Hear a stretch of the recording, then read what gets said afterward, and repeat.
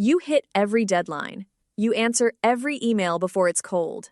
People call you the reliable one. And no one knows that underneath all of it, your body has been bracing for impact since the moment you woke up. Here's the part that surprises people. The anxiety isn't slowing you down. It's driving you. The polish, the productivity, the never dropping a ball. Those aren't happening despite the fear. They're happening because of it. High-functioning anxiety doesn't look like collapse. It looks like success. And that's exactly why it hides so well. Let's start with what's happening in your body. There's a framework in neuroscience called polyvagal theory, developed by Dr. Stephen Porges. The core idea: your nervous system is constantly scanning your environment for safety or threat, a process Porges calls neuroception. This happens below conscious awareness. For most people, that scanner settles when things are calm. For you, it doesn't. It stays switched on.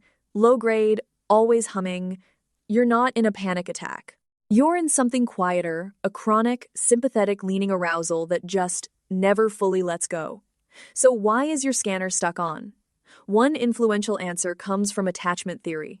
Researchers studying early attachment, building on the work of John Bowlby and Mary Ainsworth, describe how children who couldn't fully rely on caregivers to be consistent often develop hypervigilance, a finely tuned radar for other people's moods and needs.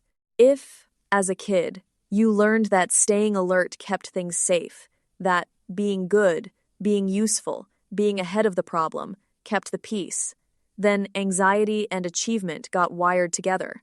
Vigilance became a skill, and skills get rewarded. Here's the cruel mechanism.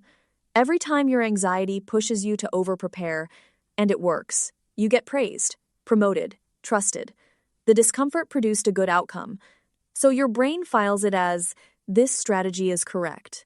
This is basic negative reinforcement, a concept from behavioral psychology going back to B.F. Skinner. The anxious action removes an unpleasant feeling, so the behavior gets stronger. You're being rewarded for the very thing that's exhausting you. The trap isn't that it fails, the trap is that it works. Chronic arousal has a bill. When your system runs sympathetically activated for long stretches, the downstream effects are well documented in stress research pioneered by Dr. Robert Sapolsky and others. Disrupted sleep, difficulty with genuine rest, and a body that struggles to return to baseline. You can be thriving on paper and quietly running on an engine that never idles. The exhaustion isn't weakness. It's a nervous system that was never given the signal that it's finally safe to stop scanning. So, if you see yourself in this, understand what you're actually looking at. Not a flaw, not fragility, a survival strategy that got very, very good at its job and forgot how to power down. The work isn't to stop being capable. It's to teach your nervous system a new signal. You're allowed to be safe even when nothing is on fire. That's the kind of thing we unpack here, the science underneath what you actually feel.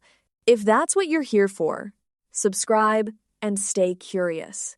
This is Clay Mind, the science of your mind.